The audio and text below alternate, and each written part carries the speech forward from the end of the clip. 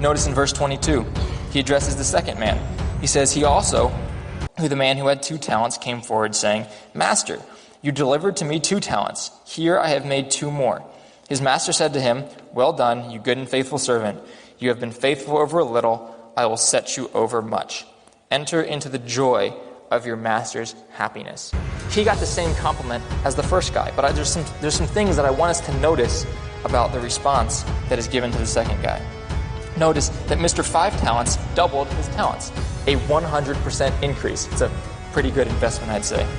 Mr. 2 talents doubled his talents as well. And you say, wow, that's great, an equal percentage. It is an equal amount, but notice, it is an equal amount of faithfulness, not necessarily an equal result. And that is important because we're all going to have different results. One of us can be just as faithful as the other.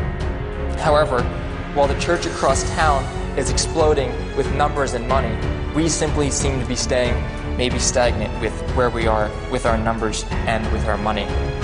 Or I'm witnessing to my neighbors just as much as the guy across the congregation from me, and he's seeing people come to Christ, and I'm not. So does that mean, why haven't I seen the fruit of my labor? What's wrong with me? My answer to you is nothing.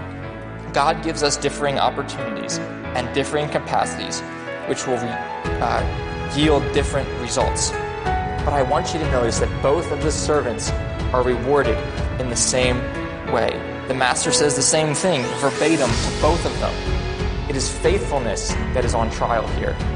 It is not the results or the numbers. The master examines their faithfulness, and the result is that they enter into the joy of their master. Faithfulness brings joyfulness.